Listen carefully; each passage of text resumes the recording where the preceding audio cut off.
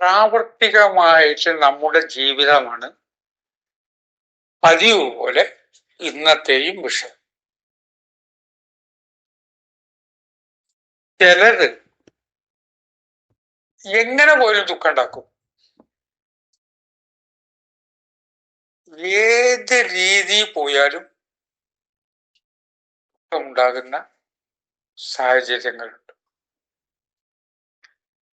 ശരീരത്തെ വല്ലാതെ സ്നേഹിക്കണ്ടേ? എന്താവും? ഇങ്ങനെയൊക്കെ സ്നേഹിച്ചാലും പിടിച്ചാൽ കിട്ടില്ല, ദുഃഖം ഉണ്ടാവും. പണം ഇല്ലാതെ ജീവിക്കാൻ പറ്റുമോ? ഇല്ല. പണം ഉണ്ടാക്കണം, എന്നിട്ടോ ഒരു ദുഃഖകാരനായി.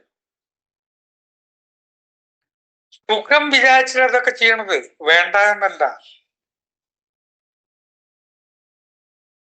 കാമുകന്മാർ ഒരു 10-20 വർഷമായിട്ട് പ്രണയിക്കുന്ന ഒരു കാമുകന്മാരെ എനിക്കറിയാം.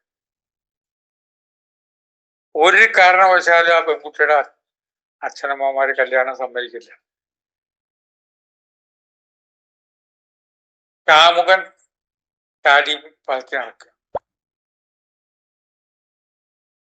സുഖം പ്രതീക്ഷിച്ചു, പക്ഷെ ദുഃഖമാണ് ഉണ്ടാകുന്നത്. അപ്പൊ എന്തു വേണം? എന്താ പറഞ്ഞു വരുന്നത്? ഒക്കെ ദുഃഖകാരനാവുമോ? നമുക്ക് കനത്ത തണുപ്പുണ്ട്. അപ്പൊ എന്തു വേണം? ചൂട് വേണം. അപ്പൊ അവിടെ ഒരു അഗ്നികുണ്ഡം എരിയുന്നുണ്ട്. ആ അഗ്നികുണ്ഡത്തിന്റെ അടുത്ത് ഒരു പ്രത്യേക സ്ഥലത്ത് ഒരു ഏങ്കിളിൽ നിന്നാൽ സുഖം കിട്ടും. അങ്ങോട്ട് കടന്നാലോ തീപ്പൊള്ളലുണ്ടാവും. ആ പരിധി എവിടെയാന്ന് മനസ്സിലാക്കിയാലോ അഗ്നികുണ്ഡത്തെ നമ്മുടെ സുഖമാക്കി മാറ്റാം. അതുവരെ എത്തി. ഇനി പിള്ളാട് പോണ്ട. തണുത്ത ആള് വേർപ്പുകൾ പാകത്തിനാണ്. അത് കഴിഞ്ഞിട്ട് ചൂട് കിട്ടി, ഇങ്ങോട്ട് പോരണം. ഇതിന്റെ പേരാണ് തീക്കായൽ. ഈ തീക്കായ എന്ന ക്യാരക്ടർ ഏതൊക്കെ വേണം? മനുഷ്യരോട് പെരുമാറുമ്പോഴും അത് വേണം. മനുഷ്യരോട് പെരുമാറുമ്പോൾ വേണ്ടുന്നത്ര എടുക്കണം. അത് വേണ്ടേ? അല്ലാതെ ജീവിക്കാൻ പറ്റുമോ? മനുഷ്യരൊക്കെ കള്ളന്മാരാണ്. എല്ലാവരും കള്ളന്മാരില്ല. എല്ലാവരും കള്ളന്മാരാണ്. സത്യസന്ധനാന്ന് വിചാരിച്ചിട്ടുള്ള ഒരാള് ഒരു പെൺകുട്ടിയെ പീഡിപ്പിച്ചു എന്ന് പറയുമ്പോ ഞാൻ ആലോചിച്ച് ആ പെൺകുട്ടിയുടെ കയ്യിലുള്ള തെറ്റ് ആലോചിക്കണ്ടേ? തീ കായണ മാതിരിയാവണ്ടേ? തീ കായുന്ന മാതിരിയാവണ്ടേ? നമ്മുടെ പഴയ കഥകൾ പറഞ്ഞിട്ടില്ലേ? വലിയ മഹർഷിമാരുടെ അടുത്തേക്ക് തന്നെ സുന്ദരിമാരായ സ്ത്രീകൾ ചെന്നു, അവര് തപസ്സൊക്കെ വിട്ടു എന്ന് പറഞ്ഞാൽ അങ്ങനെ വിടില്ലേ? ഇതൊക്കെ നമ്മൾ കേൾക്കുന്നല്ലേ? അപ്പൊ ആ പെൺകുട്ടി ഒരു പരിധി വെച്ചിട്ടാണ് പെരുമാറിയതെങ്കിലോ ഈ പ്രശ്നമില്ല. മറ്റാളും ശ്രദ്ധിക്കണമായിരുന്നു. ഇത് കൂട്ടരും അയാളും കുടുങ്ങി, പീഡന കേസിൽ പ്രതിയായില്ലേ? ആവശ്യമില്ലെങ്കിൽ വല്ലാതെ അടുക്കാൻ പോകരുത്. ആവശ്യത്തിന്. ഇനി ഏതായാലും നമ്മൾ പരിചയക്കാരായില്ലേ, ഇന്ന് ഇവിടെ കൂടിക്കോളും. എന്തിനാ ഇന്ന് ഇവിടെ കൂടുന്നത്? മനുഷ്യരുമായിട്ട് അടുക്കുമ്പോൾ തീ കായുന്ന പോലെ ആകണം, പാകത്തിന്. അങ്ങനെ വളരെ അത്യാവശ്യമാണ് എന്നൊക്കെ പറഞ്ഞാൽ ഗോപാലേട്ടൻ 5000 രൂപ കടന്നു തരുകയൊക്കെ ചെയ്യും. അത് അത്യാവശ്യമാണ്. അത് 50,000 ഒന്നും ചോദിക്കരുത്. ആര് കേട്ടാലും 5 ലക്ഷം ചോദിക്കുക, 5000 രൂപ ഗോപാലേട്ടൻ നമുക്ക് തരും. ഗോപാലേട്ടനും ആലോചിക്കണം, അവൻ 5000 കൊടുത്ത അവൻ മടക്കി തന്നില്ലെങ്കിൽ പോട്ടെ, 5000 മനുഷ്യരായിട്ട് പെരുമാറുമ്പോ തീക്കായൽ അവിടെ വേണം. രണ്ട് വസ്തുക്കളായിട്ട് പെരുമാറുമ്പോൾ ഇത് വേണ്ടേ? വീട്ടിലൊരു ടി വി ഇട്ട് രാവിലെ അങ്ങോട്ട് ഓൺ ചെയ്താൽ അത് ഓഫ് ചെയ്യൽ എപ്പോഴാച്ചാ രാത്രി 12 മണിയായിട്ട് ഓരോരുത്തരും ഓരോ മുറിയിലൊക്കെ പോയി കിടന്ന് പിന്നെ അവസാനം പാലടക്കണ ഗൃഹനാഥനോ വീട്ടമ്മയോ വാങ്ങുമ്പോ ഇത് അവിടെ നിന്ന് ഇങ്ങനെ അലർന്നുണ്ടാവും.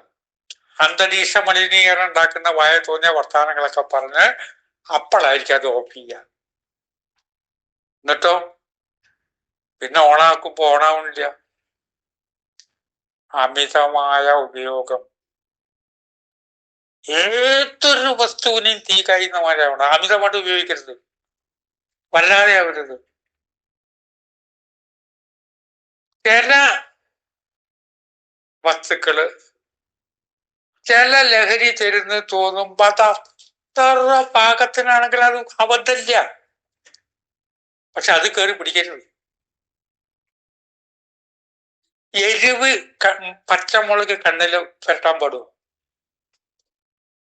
പച്ചമുളക് കൊണ്ട് എന്തെങ്കിലുമൊക്കെ ചെയ്തതിന് ശേഷം ചെവിയിലോ മൂക്കിലോ പിടിച്ചാൽ മൃദുലമായ സ്ഥലമൊക്കെ എരിഞ്ഞു നിൽക്കാതെ.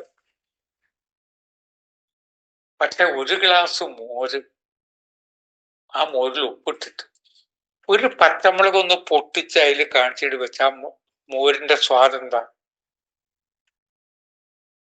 ഇങ്ങനെ വേണ്ടേ ലഹരിയെ കൈകാര്യം ചെയ്യാൻ? അതായത് പച്ചമുളക് മുഴുവൻ അരച്ചതിൽ കലക്കുക.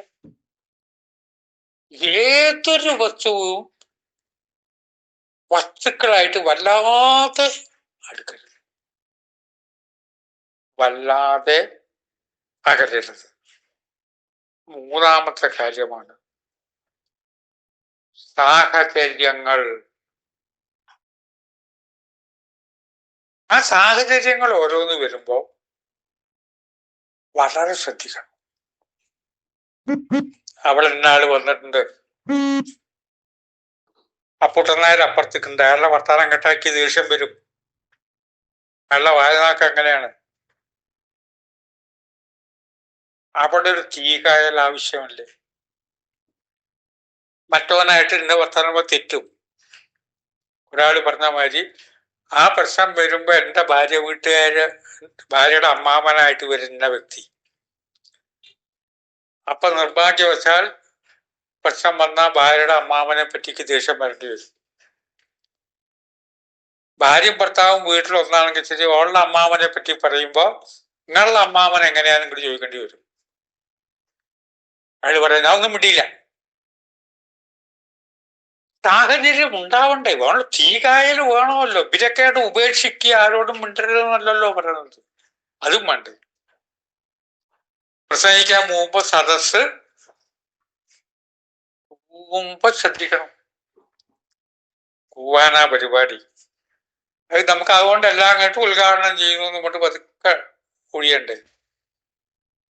അല്ലല്ല, അത് കൂവുന്നവരായിട്ട് ആ ഭാഗത്തേക്ക് പോവില്ല. ഇപ്പോഴും ഓർമ്മയുണ്ട്, ഒരു 40 കൊല്ലം മുമ്പ് കേരളത്തിലെ ഒരു പ്രധാന പാട്ടുകാർ ഒരിടത്ത് വന്നിട്ട് സമുദ്ര തീരത്ത് ഗാനമേള നടത്തി. ആളുകൾ കൂവി. ഇത് ഇന്ന സ്ഥലത്ത് ഞാൻ പാട്ട് പാടാൻ പോവില്ല. പിറ്റേ ദിവസം വാർത്ത വന്നു. അത് വായിച്ചപ്പോ അന്നത്തെ കാലത്ത് എനിക്കൊരു 26 വയസ്സേ പ്രായമുള്ളൂ. അയാൾ എത്ര തവണ പിന്നെ അവിടെ വന്നു, കോഴിക്കോട് വരും ചെയ്തു, പാട്ട് പാടും ചെയ്തു, ആളുകൾ മറക്കും ചെയ്തു. അങ്ങനെയൊന്നും പറയണ്ട. സാഹചര്യങ്ങളെ തീ കായുന്ന പോലെ ആശയങ്ങളും, കൂടുതൽ പറഞ്ഞത് ആശയങ്ങളാണ്. എനിക്ക് നിരീശ്വരവാദിയാ. നിരീശ്വരവാദം വിട്ടിട്ടൊരു കാര്യമില്ല. അതോ എനിക്ക് പറ്റില്ല. ശരിയാണ്. മരുന്ന് ഞാൻ കഴിക്കില്ല. മരുന്ന് കഴിക്കരുത്. ഞാൻ പ്രകൃതി അനുകൂലമായിട്ട് സംസാരിക്കുന്ന വ്യക്തിയാണ് ഞാൻ.